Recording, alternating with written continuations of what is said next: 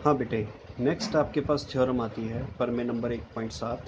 इसे मान लीजिए x कोई p बटे q एक परिमेय संख्या है। इस प्रकार की है कि q का अभाज्य गुणनखंड 2 की पावर n और 5 की पावर m के रूप का नहीं है, जहाँ n m कोई ऋणात्मक पूर्णांक है, तब हम कहेंगे कि x का दशमलव प्रसार अशांत आवर्ती होता है। क्या होता है? अशांत आवर्ती।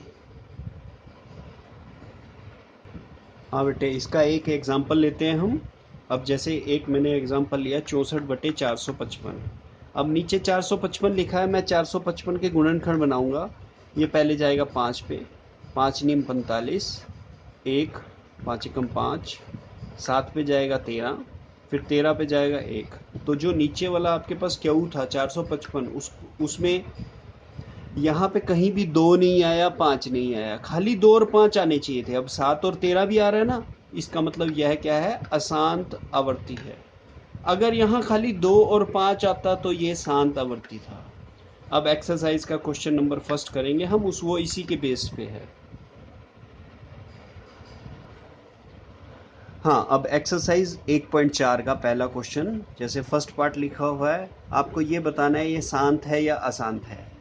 पहला पार्ट लिया मैंने 13/3125। 3125 के गुणनखंड बनाए। गुणनखंड बनाएंगे, पहले 5 पे जाएगा 625 आया, फिर 5 पे गया 125 आया, फिर 5 पे गया 25 आया, फिर 5 पे गया 5 आ गया, 5 और 1 आ गया। तो यानी 1 2 3 4 5, 5 गुना 5 गुना 5 गुना 5 गुना 5। इसको मैंने लिख दिया 5 की शक्ति 5 गुना, अब 2 नहीं था यहाँ तो मैंने लिख दिया 2 की शक्ति 0, क्योंकि किसी की भी शक्ति 0 क्या होती है? 1 के बराबर होती है, गुना 1।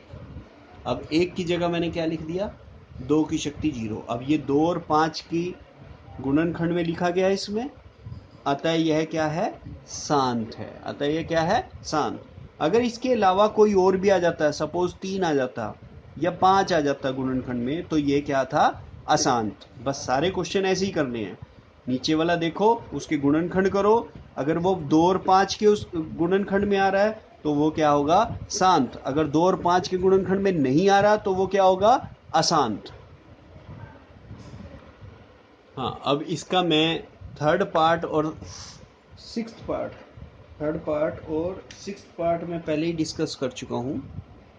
आपने जो पहली वीडियो देखी उसमें डिस्कस किया था, जब हमने थ्योरम ली थी उसके एग्जाम्पल यही 2 मैंने लिए थे। अब सेवन्थ पार्ट देखिए, जैसे 129/2 की पावर 5, 5 की पावर 7, 7 की पावर 5। अब ये नीचे वाला क्या 2 और 5 के गुणनखंड में है? नहीं, इसमें 7 भी आ रहा है, 7 भी आ रहा है, तो अतः ये क्या है? अशांत, क्योंकि यहाँ 7 आ गया। हाँ, अब हम सेकंड क्वेश्चन करने जा रहे हैं।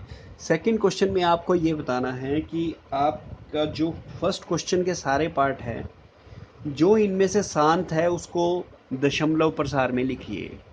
जो जो क्वेश्चन में जिसका आंसर शांत आएगा उसको दशमलव प्रसार में लिखना है। अब दशमलव प्रसार में कैसे लिखेंगे आप? ये 17/8 है, जैसे मैंने सेकंड का सेकंड पार्ट लिया 17/8। 17/8 को लिख सकते हैं, 17/8 को लिखेंगे 2 गुना 2 गुना 2, लिख लिया।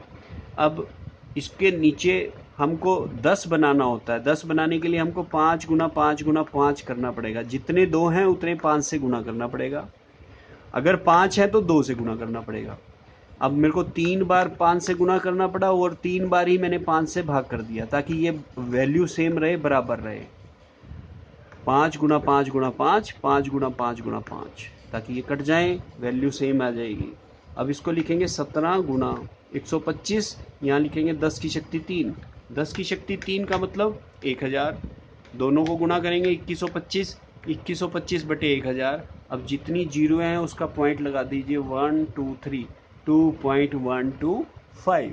ये आपका आंसर हो गया। इसका तीसरा क्वेश्चन आपने ट्राई करना है, उसको P/Q की फॉर्म में लिखना है। आप 9th में भी ऐसे क्वेश्चन कर चुके हैं, ये थर्ड क्वेश्चन आपने ट्राई करना है। इसी के साथ आपका फर्स्ट चैप्टर कंप्लीट हो जाता है और आपको 1.1 से लेके 1.4 तक कंप्लीट अपना होमवर्क कंप्लीट करना है। जल्द से जल्द उसको कंप्लीट करिए। सेकंड चैप्टर हम भेज चुके हैं पहले ही आपको, बहुपद वाला। अब इसके बाद कल से आपका थर्ड चैप्टर स्टार्ट होगा।